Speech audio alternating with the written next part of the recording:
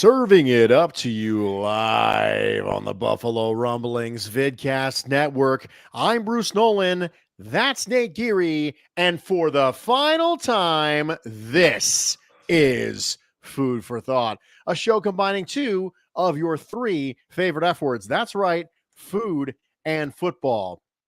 And the third F is finale. Mr. Geary. Yes. How are you feeling for this final run? Oh, well, I have had COVID all week. So on top of feeling physically drained, I am looking forward to emotionally draining myself this evening. Yeah, I anticipate things happening that I'm not going to be thrilled overall about. I'm just going to be like, you know what? Maybe not the best idea to be doing this after having a rough week, but you know what? We're going to go ahead and do it anyway. And I'd like to say a special thank you to my wife's favorite pizza, Picasso's Pizza, because this show, like every show on the Buffalo Rumblings Vidcast Network, of which there are plenty, and we'll have other shows to entertain you in the absence of food for thought, it's presented by Picasso's Pizza. Treat yourself. Treat yourself To the most flavorful pizza on game day. Picasso's We Are Buffalo Pizza, shipping locally and nationwide. Order online at picassospizza.net. Nate, do you have a Jenny handy by any chance? No, I wish. I feel like we should got a picture of us clinking Jennies together. We could do that. This show. We could do that. It won't be relevant for the show's purposes, but for the fans, It will be. Absolutely. We'll get a clinking photo, and we'll just completely block out all of me for something like that. I don't know. Yeah. Obviously. No, we'll just before. We did. We'll just turn you into a full size emoji. Maybe I can find a Josh Allen cardboard cutout and stand it behind it. I like that idea. Yeah, I think that would work as long as Josh Allen cutout was big. We got some good comments to get to. The first one we got to do is Ralph Wilson Sr., which is a friend name. The fourth F is the F word, the actual F word. The third F. Well, it is two of our three favorite F words. That's right. All three of my F words. That right is here. True. Kevin says he's watching from work, not missing out on history. We appreciate you, Kevin. Thanks for tuning in at work. Castellan says the FBI should be the fourth F. It very well might be. We don't know. You never know. It could be. We should get Jenny glasses and clink them together because Food for Thought has always and always will be proudly presented by Genesee Brewing Company. Since 1878, Genesee has poured generations of brewing knowledge in each pint, can, and bottle of their beer. They make no sacrifices when it comes to their beer, brewing each with the highest quality ingredients for a consistently great drinking experience. Look for Genesee Beer, Genesee Light, Cream Ale, and their specialty line with beers like Ruby Red Kolsch and Oktoberfest. Genesee Brewery, Rochester, New York. As a reminder, hit all the engagement buttons. I know that it's not going to be for the future versions of the show, but it's still for the Buffalo Rumblings channel. It's still for everybody around the Buffalo Rumblings community. If you want to super chat us, any super chat at or greater than $10 gets a Genesee pint glass. Follow at Genesee Brewery on Twitter and DM at Nate Geary Sports. Proof of the super chat and the Genesee follow with your address, and he will send you a Genesee pint glass. Nate, for the final time, we are going to introduce the Food for Thought drinking game. Everybody lift your glass. So raise a glass to the finale of Food for Thought with the Food for Thought drinking game. If any of the following things happen, you got to call it out in the YouTube comment section, and you got to take a drink. If either host mentions their pet, if either of us mention our Dynasty Fantasy Football League, if there's a cat that jumps on Nate's lap during the show, if Nate name drops a local Buffalo restaurant, which I'm going to do. The third F of the show is some sort of item that's a subset of food, which we know it's not going to be this time. If there's a super chat, if the winner or loser of the week is some version of all of us, if I say what I mean by that is, if I give a fictional reason why my camera isn't working, or if Nate openly Googles something during the show. Let's get going. Let's do it. Foods to finish off your day. The reason why I picked foods to finish off your day is because sometimes people fall into a weird trap with food. I don't know if this has ever happened to you, Nate, but what you'll do is you'll have something savory and you'll say, I kind of need something sweet. Mm-hmm. And then you'll I have do that something often. sweet. And after you're done with the something sweet, you're like, I kind of need something savory. And you can't find the right food just to in the end cycle. on, right? It's a never-ending cycle. And all of a sudden you wake up and your doctor tells you you've got heart problems. And you say, Doc, what happened? He goes, well, maybe you should stop eating cookies at 11 o'clock p.m. Huddle over the sink like a gremlin. And you say, I just can't find the right food to finish off my day. It's a little bit like when I was trying to come up with topics to end this show on. How do you come up with a topic that ends the show? So this is a meta joke. It's deep. It is a comment and a segment of the show that is about foods finishing off your day, which is the segment we're choosing to finish off the show with. It's meta. Yeah. There's layers to it. There's almost too deep to conceptualize, but, I like it anyway. Nate, I'm going to let you start off. Foods to finish off your day. So I'm glad you mentioned the savory sweet conundrum, because I probably mentioned it 100 times on the show. When I go eat breakfast, I always feel like, regardless of how delicious the item that I got was, right? If it's a savory thing and I'm like, wow, this, corned beef hash is unbelievable. You get done, Bruce, and what do you do? You're like, I should have got a sweet thing. Yep. You should have got, you think I should have gotten pancakes with Rudy Tooty Fresh and Fruity. Yes. And then you get just the pancakes, a stack of pancakes. And you're always just like, that was fantastic, but I should have got the steak omelet with this, and then had a side of pancakes with it. It's always this conundrum. It feels like you can't have both. This is not a problem for me, Bruce, when I finish the day. I'm not sure why it is when I start the day that I need to have both. But to finish the day, to me, this is a very simple thing. There was only one answer for me, Bruce. It's ice cream. It's how I like to finish my day, whether it's just getting done with work. Typically, when I'm thinking of finishing my day, it's 30 to 40 minutes before I'm ready to put my head down on the pillow. People might think that's a little crazy. Eating ice cream before bed, Nate, that can't be good for your metabolism. Well, part of this is the baby gets milk before bed, right? Well, Nate's going to get a little ice cream before bed. Unfortunately, though, if I ate ice cream to end my day every day, I would be 500 pounds. So I don't eat ice cream every day before bed. But there is something to be said about savoring Bruce, this is my biggest weakness with ice cream. I am incapable of having a small portion of ice cream. If I were to say to you, you're going to get a half gallon of ice cream and only you are going to eat it from start to finish, Miss Nolan's not helping. How many bowls do you believe that half gallon will get you? Oh, so much. I cannot eat large quantities of dairy. Oh, I can't do it. I'll die. So I would say a typical half gallon of ice cream, if I'm lucky and I'm portioning it, gets me 4 bowls. Oh, okay. If I'm lucky. I would say most of the time, 3 bowls is kind of my magic number. Meaningful bowls. Oh, yeah. Like 4 big scoops and then kind of, like the additional whatever I'm going to throw on top. So, and especially when you're talking about like Perry's ice cream, which you know all about, Bruce, right? Because you're a Buffalo local. Perry's ice cream tends to add, so like I'm a big Panda Paws guy, right? Moose tracks.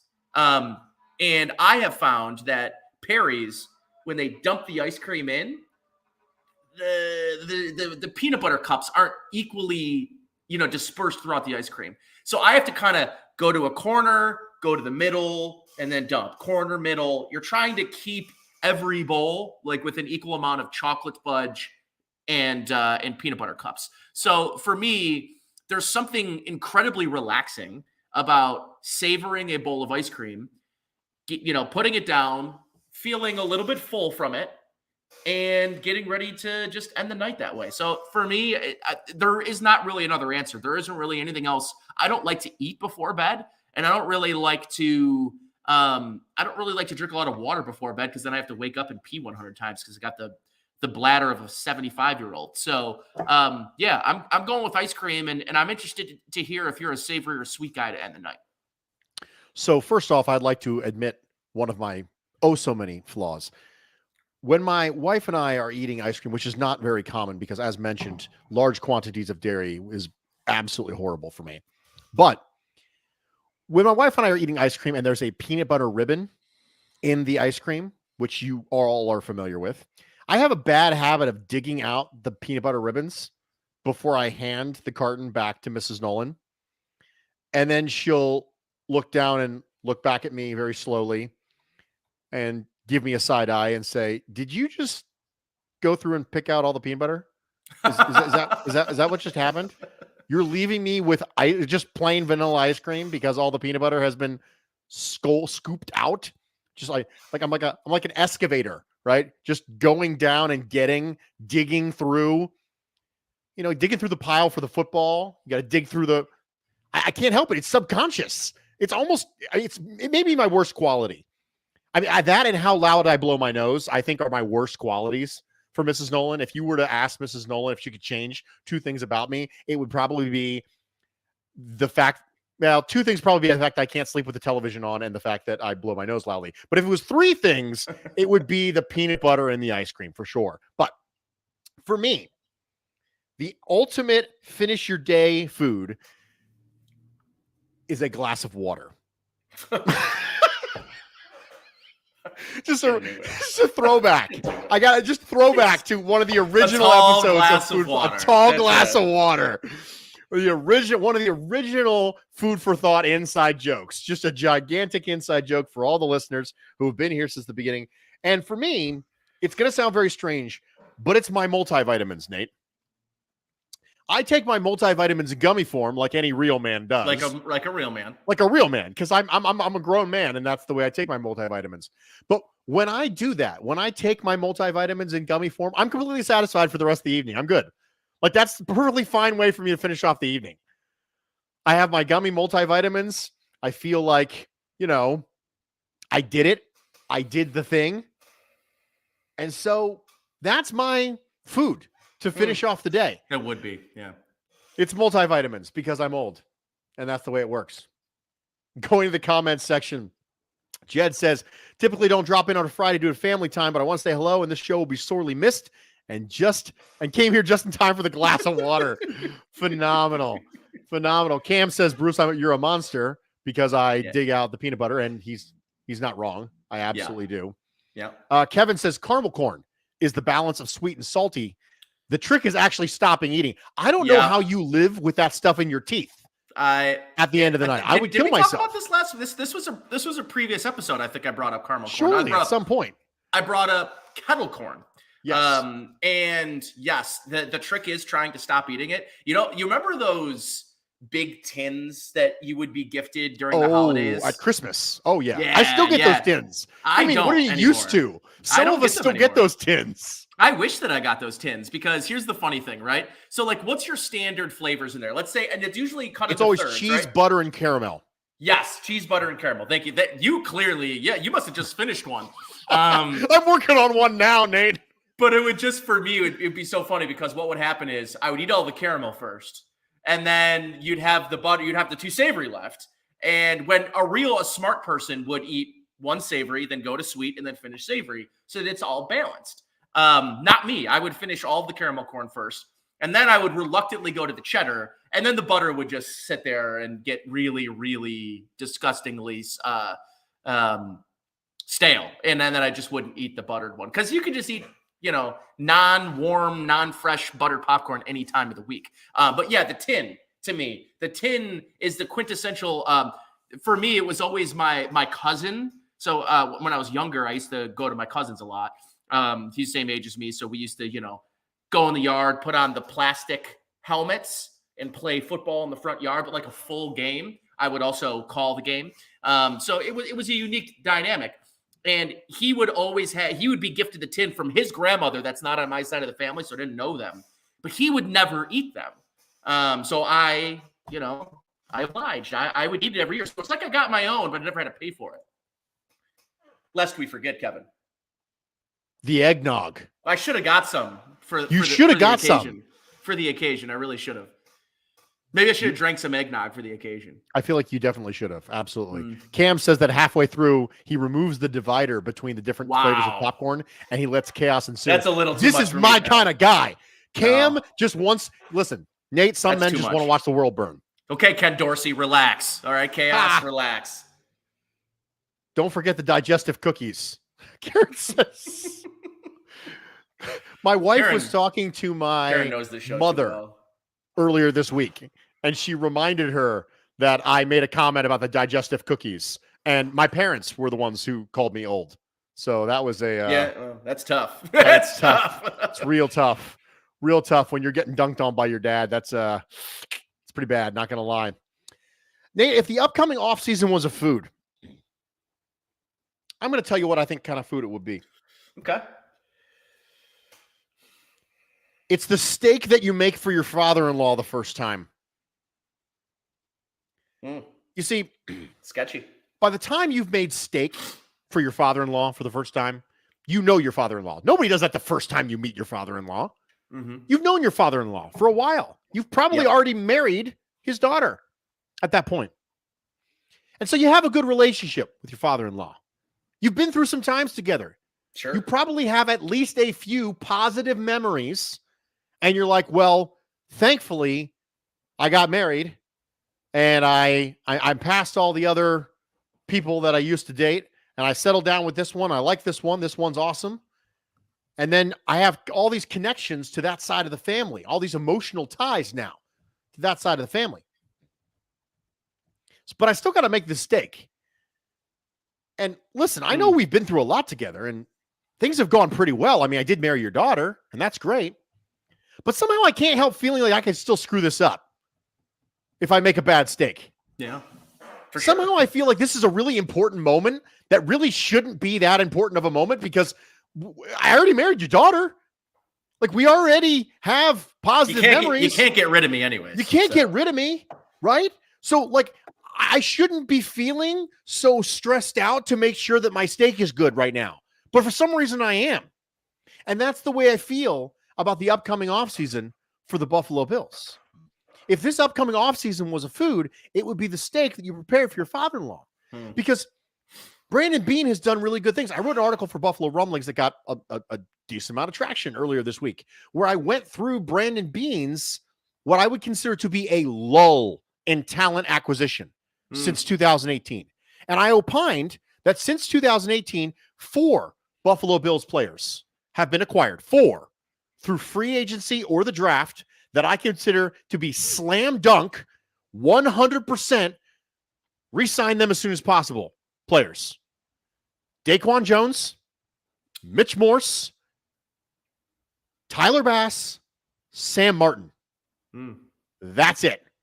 Are we really? Are we ready right now to throw the bag at Gregory Rousseau? I'm not. He could become that guy, but I'm not ready to throw a bag at him. Not You gonna right throw a now. bag at Ed Oliver?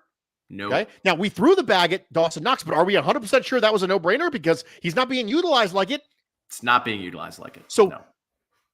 Are any of these players 100% throw the bag at? Because the one person he attained that was like that was Stephon Diggs. That was via trade. But the goal, when you sign Josh Allen, when you have a franchise quarterback, you have to start preparing for the ideal. You have to get surplus value. Yep. You have to get low-cost W's. You have to hit a home run on an off-speed pitch. Yeah. That's what you got to be able to do. On a curveball. On a curveball. So the talent acquisition has hit a lull for this team. And that's what reason why it kind of snuck up on you. You're going along. All of a sudden you turn around, the cupboard's kind of bare. And you're like, I mean, this is a really good team. Don't get me wrong. But if you don't start hitting some dingers, you're going to get passed up. I'm not sitting here saying the Bills are a bad team. They are not. They're going to Super Bowl contender walking in the door in 2023. But the more off seasons you go where you don't hit any dingers, the farther and farther back you slide. That's so right. Singles and doubles are good. And there's been lots of singles and doubles. You got to hit a dinger or two. So if this upcoming offseason was a food, it is the steak you're preparing for your father-in-law, because even though you have a great relationship with your father-in-law, for some reason, it still feels really important you get this right.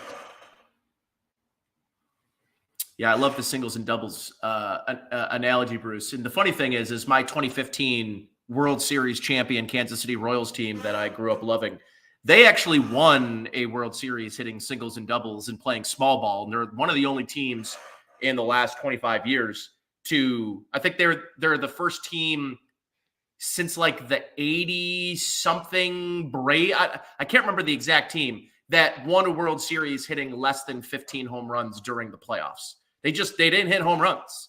And that's, as you know, in baseball, it's a home run league. And much like in the NFL, you got to be able to hit some home runs on some off-speed pitches. I love the analogy, Bruce. Let me tell you a little bit what I believe the upcoming offseason, if the upcoming offseason was a food, what it would be, Bruce. For me, it would be a peanut butter and jelly that someone else at someone else's house is making you.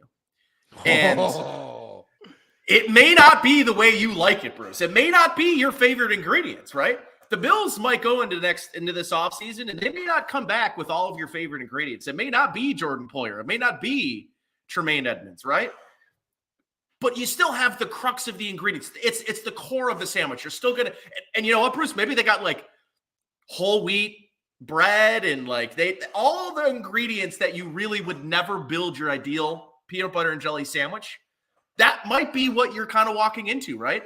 You might get raspberry jam, chunky peanut butter, and whole grain bread. And I'm going to tell you that sounds delightful, Nate. I got to tell you. Oh God, it sounds like my prison.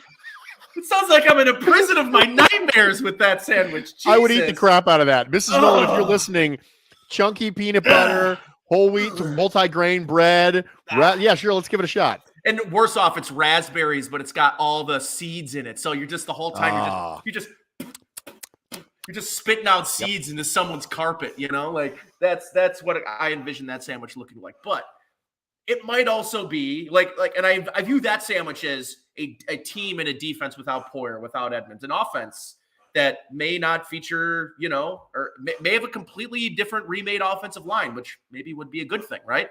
But I think at the end of the day, you're still getting to PBJ. You're still getting this same Bills team with Josh Allen, with the team that is still in the Super Bowl window. So although it may not be the exact sandwich how you would make it yourself at home, it's still PBJ. And even if it doesn't have all those things, you're still going to like it in the way that you like PBJ. If you like PBJ, you kind of like all PBJs, but you have your way of doing it. And I kind of view that the same way that I view what this offseason could mean for the Bills and what they look like in 2023. That's a good one. I think I saved my best one for the last one. Kevin's with me. Chunky plus multigrain plus raspberry. Here's the thing, guys. I am super, super basic about this, but you're a basic. Nate? I almost want Wonder Bread. Like you said that last time, and I let it slide, man. Yeah, I think I want fresh Wonder Bread from 7-Eleven. It doesn't matter where it's from. But I just know that you said fresh and 7-Eleven in the same sentence, dude. I just is that allowed? Get it. Are we allowed to do that? I'm actually not even sure if like Wegmans has Wonder Bread. I don't even think they do. So like, I know for sure 7-Eleven has Wonder Bread, but it's got to be creamy PBJ, creamy peanut butter for myself. And I'm just a classic Concord grape jam guy. All right.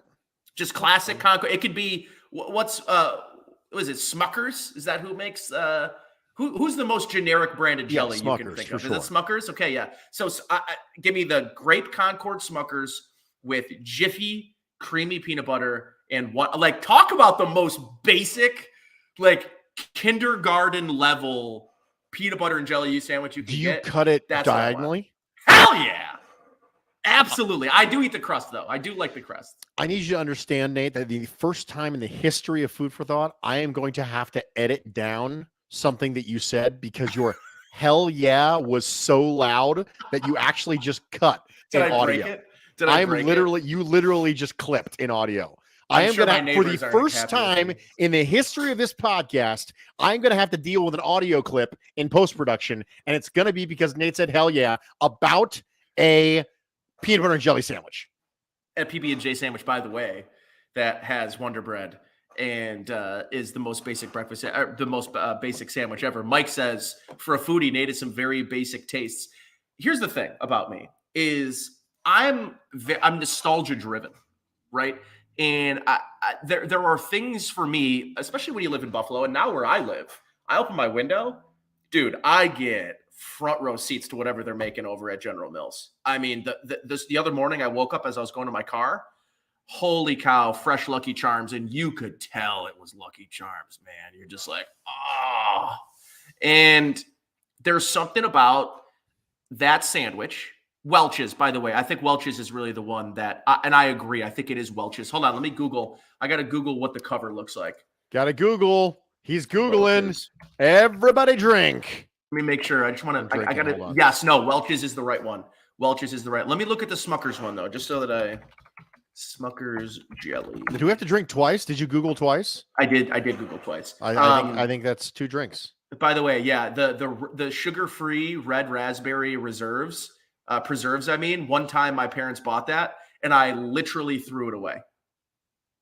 Because first of all, don't you dare come up in my house with sugar-free jelly. Like, get the frig out of here with that.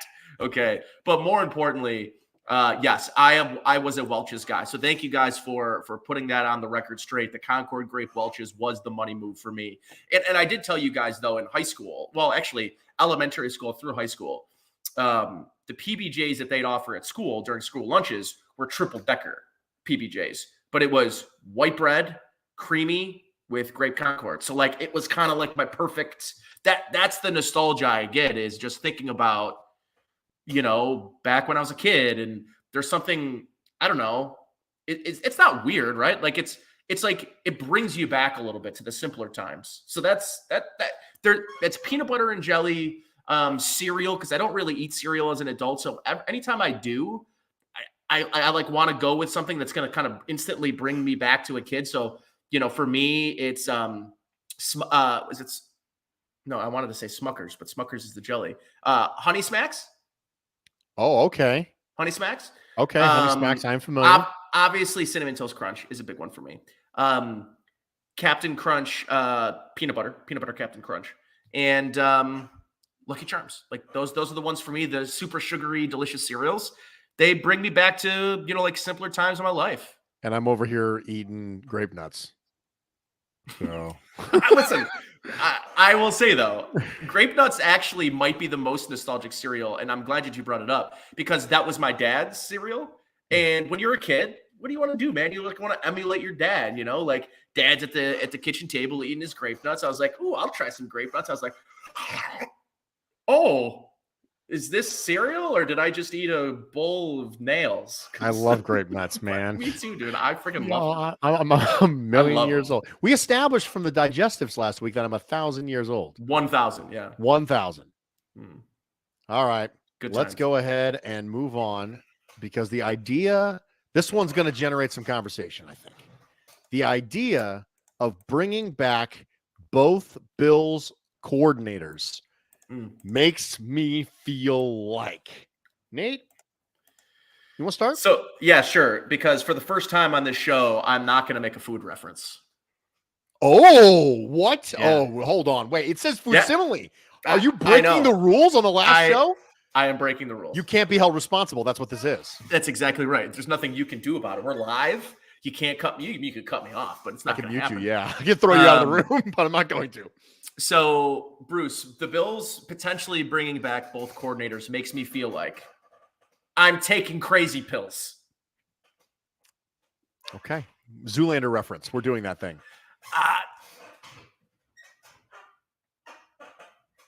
Nate is currently, for those of you listening in podcast form, Nate is currently alternating between putting his hands up to his head while making a puckering motion and throwing his hands out to the side as if he is a white furry animal in a GIF with his palms toward the air. Like, what? Why?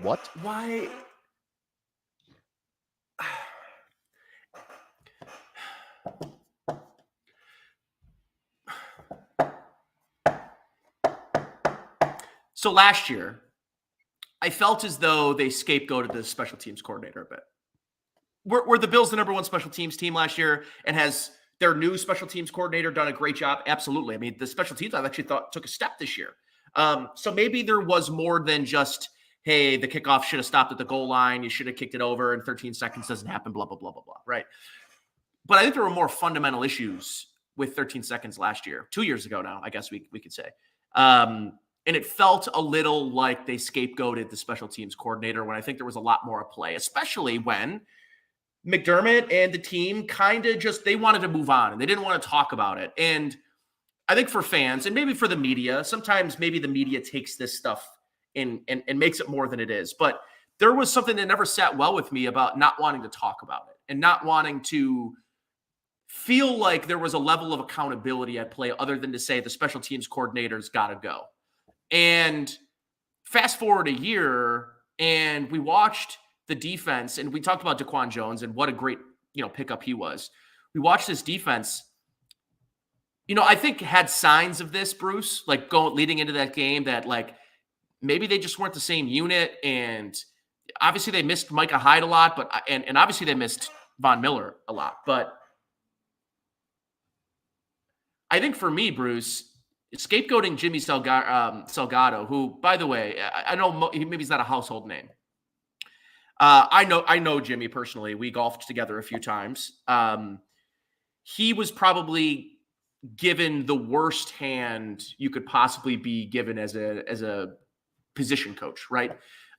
You were given the keys to the Titanic, the unsinkable ship, right? Hyde and Poyer. I mean, what could be better than getting the keys to the Hyde and Poyer show? Who cares who was behind him, right?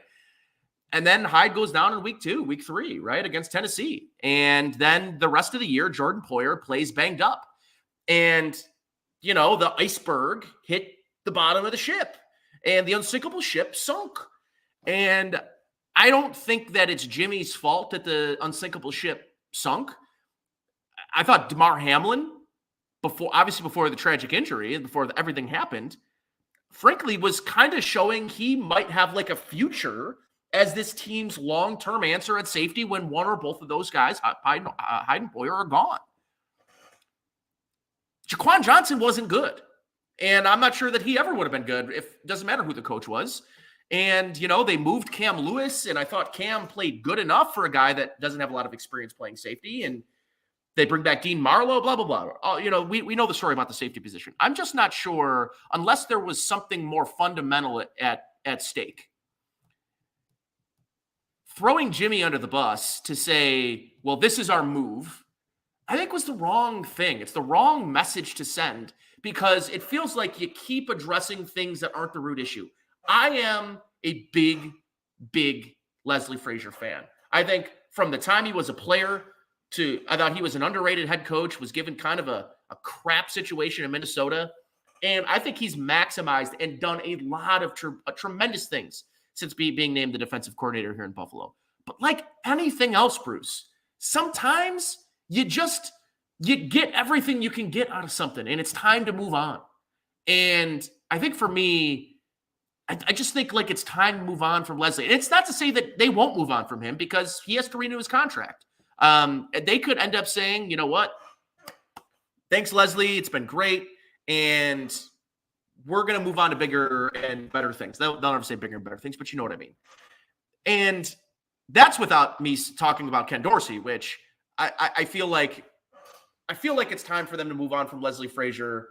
And I think they need someone younger. I think they need someone who's maybe willing to be a little bit more, here's the magic word I'm going to use, Bruce, multiple, right? Like I feel like they just get so obsessed. Somebody else mentioned Eric mentioning this, and I thought this was great, right? Like it always gets caught up looking for the perfect call, looking for leaning on the things that they know, right? And playing off coverage a lot and playing a lot of zone, but drafting a press man corner and not using him. Just these things that these little tiny little pressure points until eventually you fold. And I feel like it was the culmination of a lot of things. They folded in the biggest moment, and they folded in the biggest moment last year. And so you can have the number 2 defense in DVOA over the course of a year, but when it matters and you fold, well, then I have to wonder, is there someone that can get us past the fold point? And that's where I am with Leslie Frazier. And then with Ken Dorsey, Bruce, I don't know, man. Like, part of me wants to say, give the guy a really good offensive line, or at least a better offensive line that he had, and maybe get him another weapon. And maybe then we can truly evaluate Ken Dorsey. Part of me And then, so that's one part of me, Bruce. The other part of me is you get him those things, and we end up in the same place. You've wasted another year with Josh Allen as your quarterback. So there's to me, the Ken Dorsey conversation is a much more nuanced, a much more difficult conversation to have than the one about Leslie Frazier, because I think it's very black and white for me with Leslie Frazier. I just think you've maximized everything you can maximize. Move on. And frankly, Bruce, I want someone that Sean McDermott's going to trust to move away a little bit fundamentally from the Sean McDermott defense. And that's not a knock on Sean's defenses. But Sean's defense has gotten to the mountaintop or gotten close to the mountaintop and haven't been able to finish the job. So for me, like that's where I am on the defensive side of the ball. I think that there's a way deeper, fundamentally like nuanced conversation to have about Ken Dorsey. We don't have to do that here tonight, but I really feel like I'm taking crazy pills if we're not talking about trying to upgrade the defensive side of the ball, not through player personnel, because I think the times of this defense being as good and as talented as they are gone. And is anyone here actually in belief that Leslie Frazier is going to be able to elevate a unit past what they are on the field, who they are as players, elevate them and get them to play at a higher level than maybe they're capable of doing? I'm not sure, because I think he's done a great job with really great players. But I think the next phase of this defense is going to be the hardest, Bruce. I think that it's important to note, as a side note, that we have conflicting information on whether or not Leslie Frazier's contract is up. John Walrow of the Associated Press said that, according to him, Leslie Frazier's contract is not up. Ooh. But we had previously heard that it was. So Yes. We have conflicting reports on that. But I guess we'll find out pretty soon. But for me, I'm going to stay on topic because I'm disciplined and that's what I do. And so I am going to take the idea of bringing back both Bills coordinators and I'm going to make a food simile about it. And I'm going to tell a story. I'd like to tell you guys. I love a good Bruce story. And I've never told this story before on this podcast. I don't think I've ever told this story before. It's about the first time that Mrs. Nolan and I had Turkish food. See, Mrs. Nolan, when she came and became Mrs. Nolan, before she was the future Mrs. Nolan, she didn't have a lot of experience with significant cultural foods, right? She wasn't really a Mexican food person. She had never had Turkish food. She only recently had Thai food for the first time, like last year. And so I've been introducing her to a lot of these things. But the first time Mrs. Nolan had Turkish food was quite an experience. It was a Sunday. We had just finished up church and we were driving around and she said, "Oh, what do you want to do for food?" I said, "I have an idea. Let's do Turkish." And let me just tell you, Nate, let me just tell you that Mrs. Nolan is maybe the most pleasant, warm individual I have ever met in my entire life. She's almost never upset about anything. She almost never gets mad ever.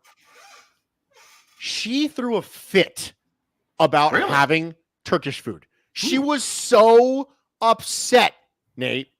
She was so upset about having Turkish food. She was so cranky about the idea that she was going to have Turkish food. It's unlike her. Very unlike her. It hasn't happened before or since that has happened. It was a unique moment in time that was unlike any other Mrs. Nolan moment. Well, we finally had Turkish food. And when she was done, we came back out to the car. We sat there for a second and she said, "I feel like I owe you an apology."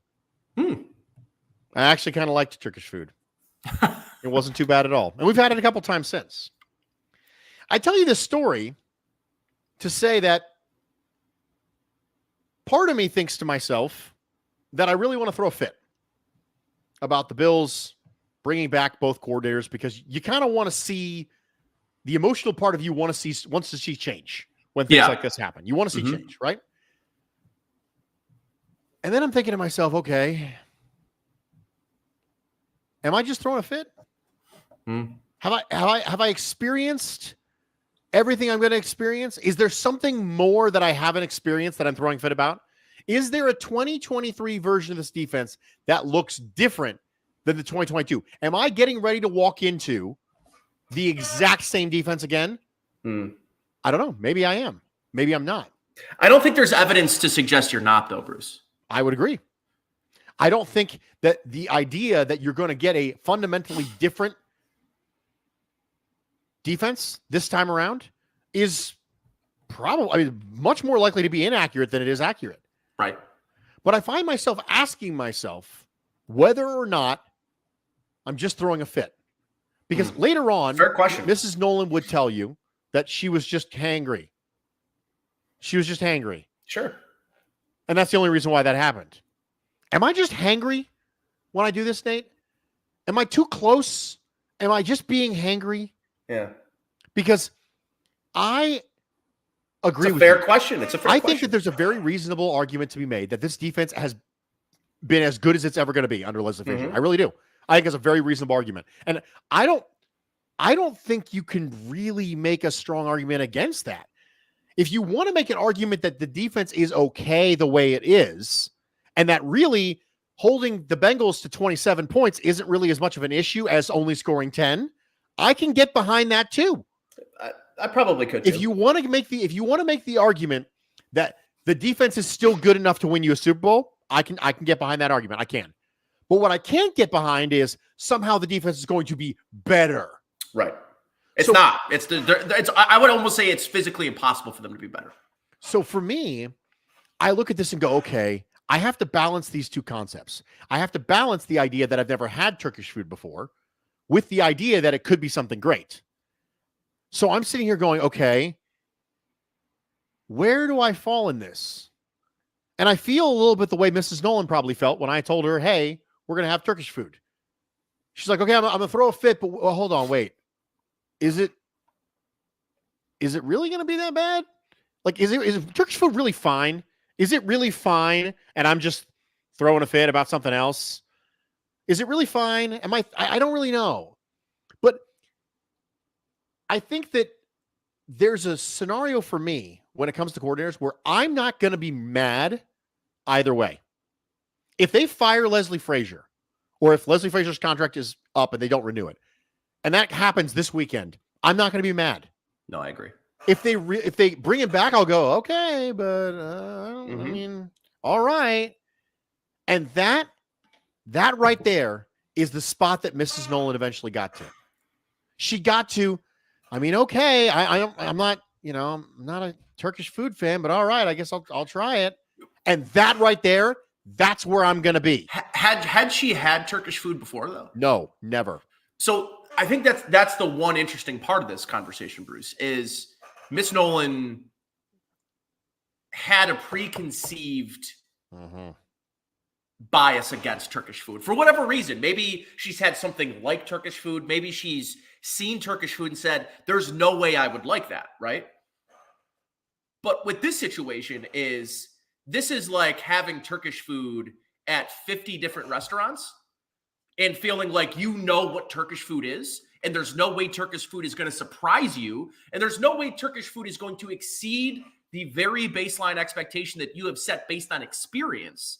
Therefore, that's the interesting nuance to this. It's like you feel like you know the food. If you feel like you've had it prepared 50 different ways, but you still get the same result at the end. And I think that's the most difficult part of this conversation is, listen, anybody wants to talk about Ken Dorsey, and I think there's a lot of people, I think there's a little recency bias behind Ken Dorsey.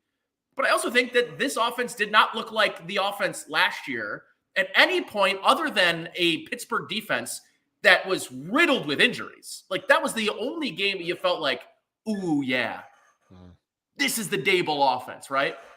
And then you didn't get it again. And there was multiple games in the 2021 season where you're like, ooh, this is the best offense in football. It's the best offense in football. And I don't think we've ever said that about the defense. But that was okay to me. To me, you don't need the number one defense in football to win a Super Bowl. Kansas City's proven that, right? Heck, back. The Patriots have proven that. They've just got a really good scheme that they fit guys into every year. That's why I'm not asking the Bills to go find the next Bill Belichick. Good luck. But I do think that there are ways that scheme can elevate players. Look at Lou Anarumo. I mean, So Eli good. Apple. So good. Mike Lou Hilton? Anarumo, not Eli Apple. Lou Anarumo. Lou Anarumo is amazing. We talked about it a couple weeks ago before the first Bills-Bengals game. And because that game didn't last very long, I don't think you really had an opportunity to see it. But Lou Anarumo, the fact that he's not getting head coach interviews is staggering to me. It's just absurd. And it's unfortunate for us that we're going to have to deal with him for another year as that defensive coordinator before he finally gets some interviews. Yeah. He's darn good. His scheme, his preparation, his game plans have elevated players. Listen, Logan Wilson's a good linebacker in the NFL. He's as good as he'll ever be because of the defense that he's in. Right. Eli Apple, he's had a pretty underwhelming career up until this point. And frankly, it's not like he's a shutdown corner in Cincinnati. But he's not even a good corner in Cincinnati. No, but he is completely lost in the shuffle. You don't talk about Eli Apple because they never get to throw it to him because they do such a good job of like hiding their weaknesses amongst the defense because of how good the defensive coordinator, how good the scheme is. So, I think that you have a real point, Bruce, about, in this analogy with the Turkish food. I think you also have a real point about the 27 points. I think you would have listen, if you told me in pregame, Bruce, that the Bills would give up 27 points, I would think that the Bills could win that game 7 or 8 times out of 10. Yeah. And that's something we're just not talking about. I would agree with that. We aren't. I think it's so hard because it was so clear on how quickly the defense was dominated in that game with no answers. Mm-hmm. And then you saw the first 2 drives of that game before the DeMar Hamlin injury where it looked exactly the same. Mm-hmm. And then you saw a week prior. And part of this conversation, Bruce, is the blueprint conversation. And this is what frustrates me the most about Leslie Frazier is the blueprint idea. We watched 3 consecutive weeks, maybe 2 most notably, of Tua getting absolutely dominated by one specific type of defense and what they were doing. It was the 49ers and the Packers. They were funneling everything to the numbers. They were literally turning and facing the sidelines, like literally not allowing the receivers to come inside and let Tua get free releases on the inside, right? 2 straight weeks we saw that. And that offense looked completely out of sorts. The Bills didn't follow the blueprint. They did what they did. And they almost lost that game. They gave up 29 points to a team that hadn't scored 29 combined points in the previous 2 games. So it's the blueprint idea to me. And then you have the blueprint in the week prior with the Baltimore Ravens, the last 2 weeks, who stifled the hell out of that offense. Now, you can just write it off as, well, it's the second and third time. They're division rivals. They know how to play each other, right? Chargers. Thank you, Richard Rush. The Chargers with a bunch of backups from Notre Dame, like Alohi Gilman, for God's sakes. He wasn't even good at Notre Dame, and he was shutting down the Dolphins' offense. And then you come to Buffalo, and we give up 29 points. But it was, to me, Bruce, that you watched in the second half when the injuries to Jonah Williams and Alex Kappa happened, that the Ravens went from pressuring and blitzing Joe Burrow 16% of the time to 5%. They did not get their hands. They did not touch Joe Burrow in the second half of that game. Joe Burrow in the offense only had a field goal in the second half. And yet the Bills, the reason I texted you, I said, hey, how many percentage of dropbacks did the Bills blitz Joe Burrow? It was 23%.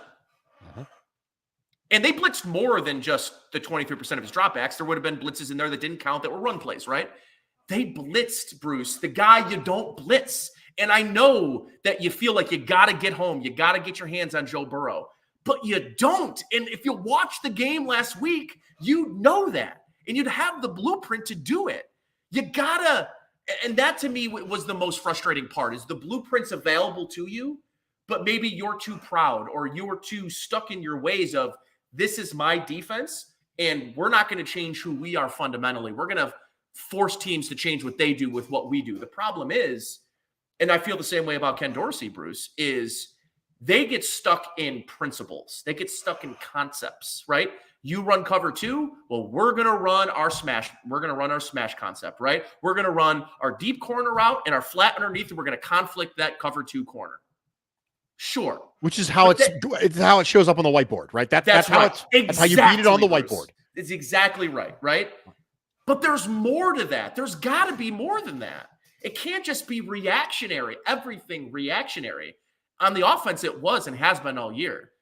I feel like there's a lack of reaction on the defensive side of the ball. And I think that really stood out to me last week was the lack of changing what they do, right? There was no, oh man, these free releases are killing us. We've got to interrupt the timing. If we're not getting Joe Burrow, we have to interrupt the timing. And they didn't. They refused.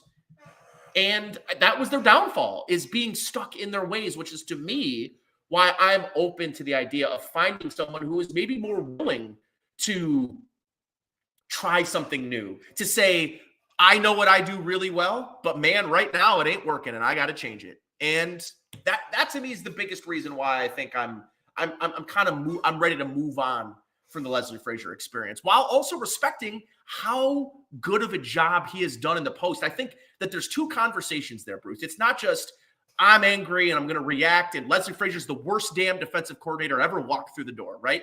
That's not my conversation. I think the conversation is respecting someone who has done something in this league for a prolonged period of time at a high level. He's coached defenses, the top 5 units in multiple seasons, and I respect the hell out of that. But sometimes it just gets you only so far, and I think that's where I am. Sorry for the prolonged rant. But I think it's such an interesting conversation. I'm glad that it ended up being kind of like a wrap-up topic for this. Kevin says Frazier has a tendency of we do what we do and not actually game planning against the opponent. What you will see is that the calls remain similar against an elite opponent, and he just adds checks. Mm-hmm. He adds lots of checks. That's the preparation, yeah. Right, that's the preparation. It's not actually different calls. It's just different checks inside the calls. So, yeah, I think it's a perfectly good reason. I'm not gonna add anything to it. We've gone on about that topic enough. We're gonna move on, and we're gonna go to an email. Ooh, love the email. Jeremy sent us an email and said, "Hey Bruce, I just want to say thank you to both you and Nate for food for thought. I know how draining it must have been on both you and your families and friends, though, you know, friends is for Nate since you don't have any. So given my time is committed to my wife on Friday nights, I never joined you live, but it was a fantastic listen over the weekend leading up to the game. So I fully understand wanting the time back. I know that odds dictate that the pod would end on a sour note, as anything other than a Super Bowl victory would have been quite painful. But this game felt particularly unpleasant. I think I'll need to look for a hobby that isn't reliant on other folks like the Bills players and coaches to further fill the time and enhance my mentality. But I'll always love listening to you and Nate having some insane banter, even if I'm yelling at my speaker for Nate's mispronunciation of foie gras, or it's wah-wah, he says, regarding breakfast sandwiches on the latest episode. I sincerely hope we get a few drop-in episodes in the future that kind of surprise us in our timeline. But if not, it's been an incredibly fun ride. Anyway, apologies for the rambling nature, but just want to express my gratitude for all your time and effort. All the best, Jeremy. So we are going to polish off the final episode of Food for Thought with winners and losers. And we're going to do winners, and then we're going to losers, and then we're going to wrap up. And because I'm a gracious host, I will let Nate have the last word on this show this evening before I do the sign off. But we will start with winners and losers from the NFL in this week. So we're going to start with me, and I'm going to have the winners. My winners is the Carolina Panthers. Frank Reich's a good head coach, guys. He is. Frank Reich is a good head coach, and the situation in Indy was weird as crap. It's always been weird as crap. It's just trying to cobble together a quarterback situation by going down to the AARP and grabbing somebody. That was just the Indianapolis experience for the last couple of years. And now he gets to take over as head coach of a team that has the 6th overall pick and will very likely be able to pick a quarterback this year. If they want Will Levis, he might be there. If they want Anthony Richardson, he'll probably be there. Heck, CJ Stroud might be there. He might. So there is a reasonable chance that at the end of the next couple of years, if they get the quarterback pick right, Indianapolis goes, oh gosh, we had Frank Reich. and we botched it. Frank Reich is a good head coach. And so for me, the Carolina Panthers finally got it right. They finally got it right after the Matt Rule experience. And I think that for a team that didn't have the quarterback or the coach, they have a chance to get both of them right in the next couple of months. Nate, winner. All right, my winner, Bruce. I'm going off the beaten path again. The winner here is me, Bruce. And let me tell you why. I got to spend 2 years every Friday night hanging out with you and oh gosh, I said I wasn't getting emotional. No, you're getting emotional. It's gonna happen. Just let it come. Getting to know you and building a great friendship with you on these Friday nights has been it's been a great thing for me, man. And I appreciate you. Whew. And I really mean this. You turned into one of my very best friends, as someone that we don't actually hang out and talk with all the time. But I appreciate, I love doing the show with you, man. And it's been a hell of a ride, bro. Whew. Thanks, man. I appreciate that. I appreciate it much. I said I wasn't going to do it. The loser of the week. See, you did it on winner, and I'm going to do it on loser now. I'm going to do it on loser. So the loser of the week is all of us. So make sure you go ahead and drink, because that's part of the drinking. But really, it's me. I'm the loser of the week. Now, I want to share with you guys something that I don't think Nate and I have ever talked about this before on this show. But Nate and I's first meaningful experience with each other was Nate getting introduced to the Nick and Nolan show. That's right. From Matt Perino, if I remember correctly. And we had a show after the big pivotal game where Josh Allen got yelled at by Brian Dable. And he threw a bunch of second half picks. That's right. And the title of that podcast was Josh Allen Was Bad and That's Okay. That was the name of the podcast. And we talked about how progress is not linear. And Nate listened to the show and liked it and invited me to be on Sports Talk Saturday. And I want to share with you guys something about this. And this is an interesting moment because I think Nate has normalized something that I don't think you will catch if you don't pay attention to it. And I want to bring it to light. And that is this. Nate is legitimately part of the actual mainstream media, right? He's an actual radio host in Buffalo on WGR 550. Nate does not owe me anything when it comes to an opportunity to be on his show and to speak to a broader listener base than I had previously. It's not as common as you think. People ask all the time why you don't see content creators more in mainstream media. And the answer to that question a lot of time is because those people aren't Nate. That's the reason why. Nate doesn't owe me jack squat. He never has. But he showed me grace when he didn't have to. Because it's never been about ego for Nate. It's just been about getting good content out there. It's not about who said the thing. It's not about it's my words. It's just about good content. It's just about good entertainment. And you don't understand how rare that is. Because when you work where Nate works in the real mainstream media, even though the people at WGR are awesome, they're awesome. They've always been awesome to me. But anybody who's lived anywhere else in the country, and I have been exposed to many major media markets. They don't make them like Nate out there. And I need you to understand that. It's not like this everywhere. You have an opportunity to see him the way I see him. Because that was the beginning of my respect for Nate. Because grace is not something given frequently in the sports media world. It is cutthroat. It is dog eat dog. It is backstabbing. It is a absolute nightmare sometimes. And I sound so mad, PJ, because I'm passionate about this topic. That's the reason why. I'm passionate about this topic. Because sometimes it's really important that we see things through other people's eyes. And I want you to see Nate, before he gets this done, I want you to see him through my eyes. I want you to see him the way I saw him. Because Nate and I are very, very, very different people. Indeed. We are very different people. It says at the bottom of this section, cold hard facts and fresh hot takes. I'll let you figure out which one of us is which. We are very, very different people. But here's the thing. Here's the thing. We don't have to be the same in delivery of content. We don't have to be the same. Nate never cared about it. Why should I? All he ever cared about was having it be good. And that's just not that common.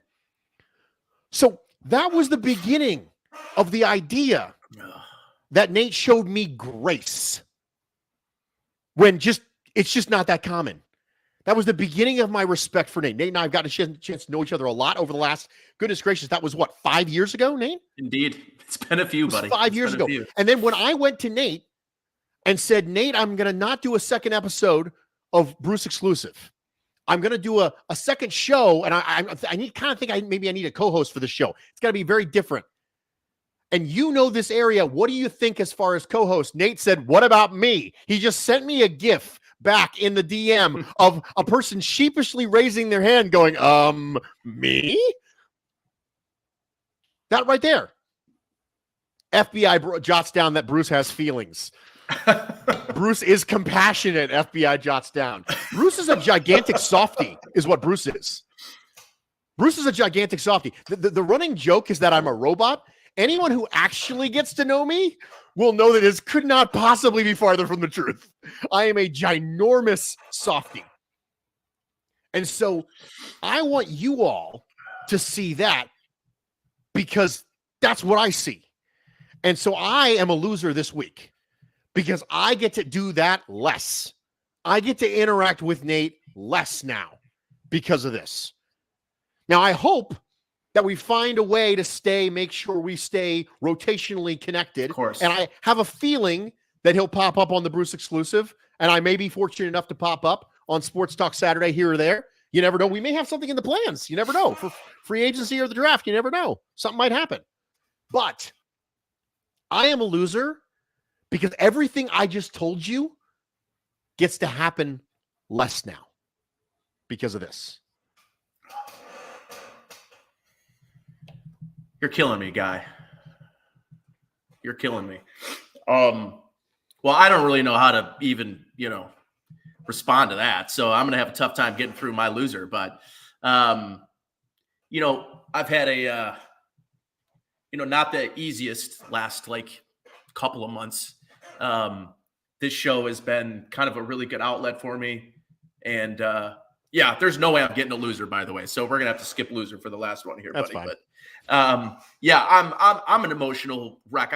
I told myself I would try not to be, but I knew that I was going to be, especially because I'm a little loopy. You still got COVID, but this show, becoming better friends with you throughout this whole process has been a real joy. And we're definitely gonna have some stuff in the future. So this, Bruce and I are going anywhere. But the other thing too is, as much as I love Bruce and I love this show, all the people that tuned in all the time are regulars. This was probably the most fun I've had doing this.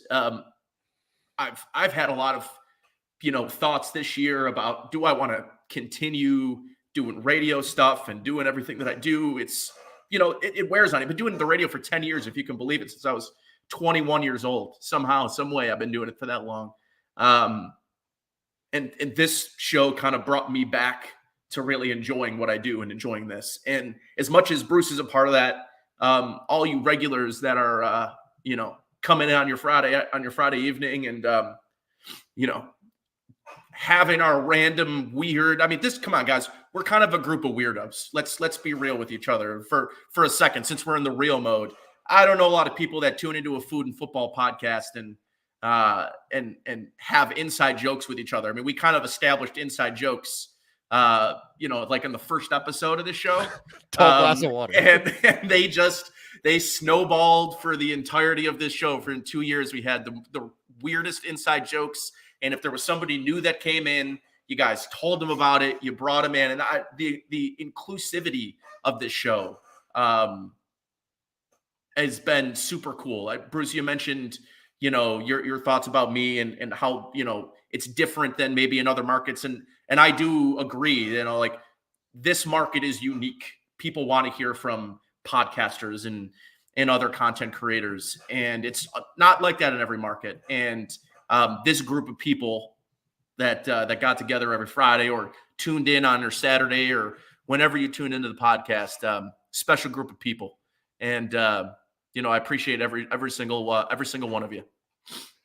RJ says, I just want to say thank you for a great show for the last 2 years. You guys created such an entertaining, unique show that turned into something special. So thank you for the last 2 years. Thank you from me to you, to all the normals, to all the non-normals, to all the abnormals, to all the regulars and the irregulars.